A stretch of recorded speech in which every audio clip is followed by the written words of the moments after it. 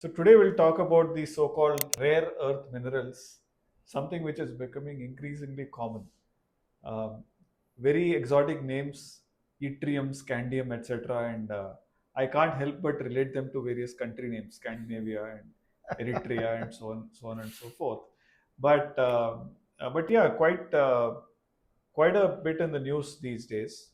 So we'll cover in today's podcast what are rare earth minerals, why are they important to the economy, why is China seeming to have such a stranglehold on the global supply chain, what are the risks it poses to a growing India, um, and in a worsening geopolitical scenario, and what is India doing to augment its reserves, supply, production, etc., to become a leader in this space, and thereby also safeguard various industries. I'm hearing about automobiles, defense, energy, windmills, so on and so forth.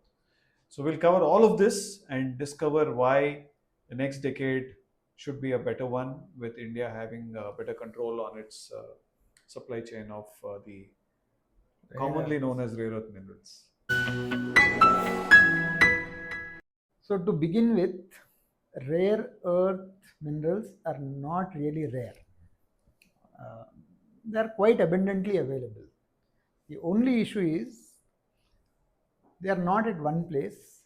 They are mixed up with other things, and many of these, you know, there is radioactive material, etc., and therefore very difficult to separate them from the other elements.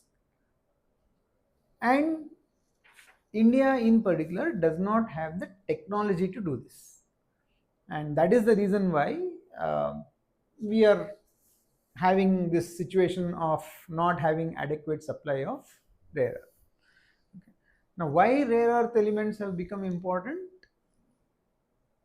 It is because of primarily the growth of EVs, clean energy, defense, and these sectors, which are again engines to propel India's growth. So suddenly there is this newfound requirement, and we are finding it difficult to source. And like any simple economic student will tell you, if it is easier to procure than to manufacture, if it is cheaper to procure than to manufacture, then you prefer that option. So let's get into that point a little bit more. Why can't India produce large quantities, and why do we have to be dependent on other countries, especially our Friendly neighborhood. friendly neighborhood, friendly firewall neighborhood like China? Like so many other things that were controlled earlier, even the extraction or mining of rare earth elements was also controlled, and it continues to be. There's only one uh, entity, IREL, which is empowered to do the extractions. Okay, obviously, again, as I told you, the reasons are for because of exposure to radioactive material, etc., health reasons, environmental concerns, and for all those right reasons, the government at that point in time thought it fit that it should be restricted to public sector. Therefore, private sector does not have a role to play. Two, there is intensive capital investment that is required if we have to take this up. Three, we lack the technologies. As a result, for a consumer of rare earth element, it is so much easier to procure from China. Why from China? Because China has a dominant share of rare earth elements. So almost 70% of world's reserves are in China. Uh, and it has a complete value chain. It has presence in the entire value chain, from mining to the manufacture of rare earth magnets, and therefore enjoys economies of scale, and hence is able to sell at much lower prices than what someone in India would want to spend for extraction. So that is the reason why we have this situation. Okay, so got it. So what is India doing to catch up? There is a lot of work required on the mining side, on the research, tech, production, trade, diplomacy, you name it, right? There are so many fronts. If you take rare earth as a next battle. If our not so friendly neighbor had not decided to make life difficult for India and Indian producers, probably we wouldn't have been sitting and discussing it here. But China probably realizes that India can be a potential competitor. Not many people know that Indian automobile industry has been able to beat Chinese industry in the export markets in automobiles. So when it comes to EVs, if India can get away with high quality production at lower costs, then there is every chance that India can seize that market also. Are you sure about this? BYD has stolen a march on so many competitors.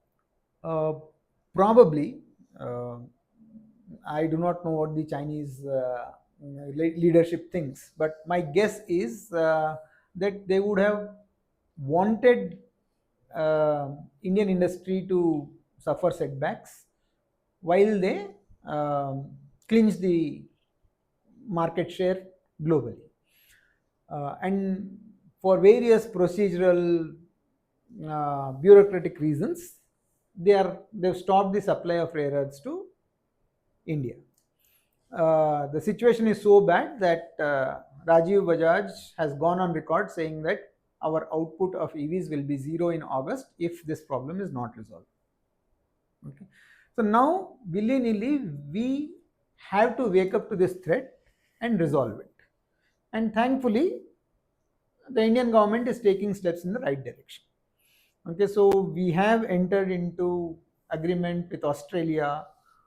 We are having a tie-up with Japan and US. We are sourcing some rare earth elements from Japan and US, and we have entered into a technology transfer agreement uh, because that is what is lacking. Okay, once we have the technology, of course we need capital, and the government has kind of okayed the PLI scheme for rare earth elements, so we are likely to get subsidies. So it is now for Indian entrepreneurs to take up this challenge. About 1,000 crores, right? More than that, I guess 1,300 crores or whatever. We'll have to check. So huge amount is being committed, but it's not going to happen Overnight. very overnight. But we've started it, and hopefully we should be able to uh, get our supplies of rare earth elements, and hopefully things should brighten up They've for. also started one national critical mineral. I think this definitely is a great space. India has to catch up, and like in many areas, government is trying to up the ante and catch up and all of that. The question is, what does it imply to our viewers who are mostly interested in how to invest smarter and create wealth? So, can we specifically talk about key sectors? They could be either on the supply side or on the demand side. And I mean, though it's not investment advice, talk specifically about companies or institutions.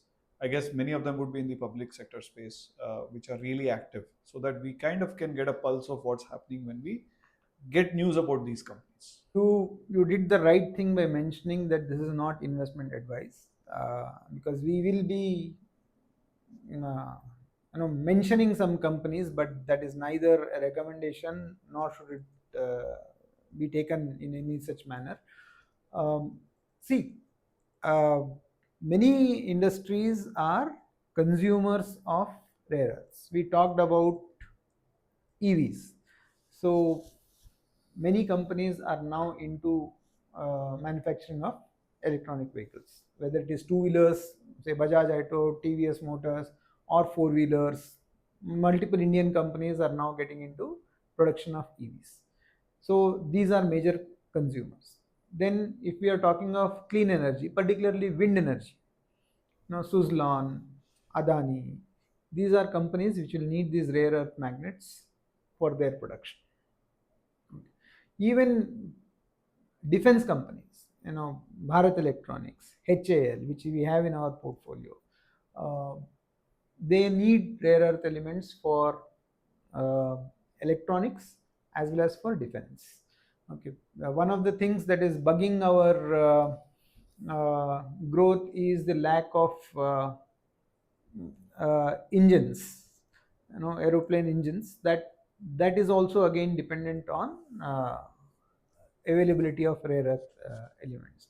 So from a consumer industry point of view, all these companies are looking for this material, and if and when India manages to break this barrier and the supply of rare earth elements becomes easier, then these companies are likely to benefit, or these sectors are likely to benefit. We don't know how the companies will react.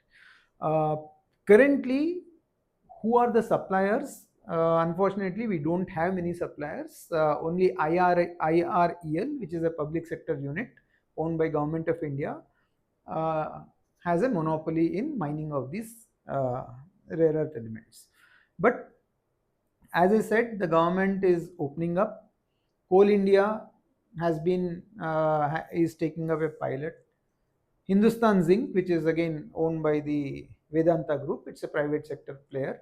Uh, they have been allotted blocks in, I think, Rajasthan or some place, and they'll be starting the mining activity soon. Okay, so likewise, we have a lot of companies which are interested and are willing to venture into this area. Probably we need a little more tweak in the regulation, and maybe a little cutting down of the bureaucratic red tape, and we should see a lot more activity happening in this space. Just a trivia thing, these are rare earth minerals, but the word magnet is also used often. Have you wondered why? Now it's your turn to educate, Ram. Okay. I mean, these are, as you said, these are, the word rare is used, but they're actually abundantly available. What makes them rare is the extraction process. It's a complex extraction process. And so, what I understand is that the industrial use or the defense use comes from the fact that at very high temperatures, the magnets that are made out of these are exceptionally strong, much stronger than what your average, regular magnet that we see. So that is why the term. So magnets, obviously, every motor has a magnet, every speaker has a magnet.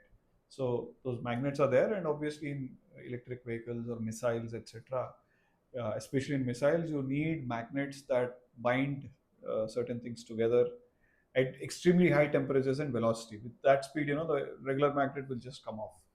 So that is why Rare earth magnets. these are called magnets apparently, and they're rare because the extraction process is kind of complex. Which may, I don't want to take those names. Yeah. They're all tongue twisters to me, but so that is where it is going.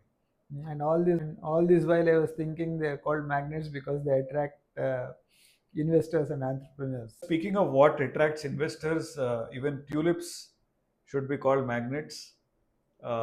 Crypto should be called magnets, and so on and so forth. So every boom has its own set of magnets attracting investors. So yeah, but I think it's a good conversation. I would like feedback from our viewers in terms of, are we covering sufficient depth, because we didn't want to get into too much technical mumbo jumbo and make it a very long podcast. Our ideal sweet spot is 15 to 20 minutes.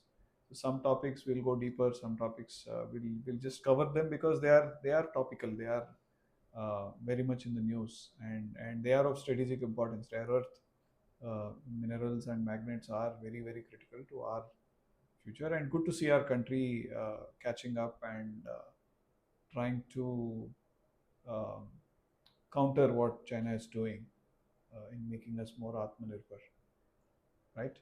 So on that note, we'll close this, or do you want to share anything, Manoj? Okay, so two things before we end this. One, I think the reason why we are not going too deep, too technical is because of the feedback received from our viewers saying that they like the simplicity and the uh, approach with which we explain supposedly complicated things in a simple manner. So that's what we've tried to do even with respect to this. The more important message is that now just because it is EVs, lot of investors jump and buy whatever comes with the EV tag, and that I think is again dangerous. Uh, uh, Rare earth or not so rare earth, whatever, the basic fundamentals of investing remain the same. Uh, Look for what the company is doing, what are its challenges, how does it propose to meet these challenges, what is its position. There's so many things that go into picking up a stock. Just don't go by the tag and then burn your hard-earned money. So with that note, Ram, happy investing as always. And indeed, happy maximizing wealth Yeah. and happy investing.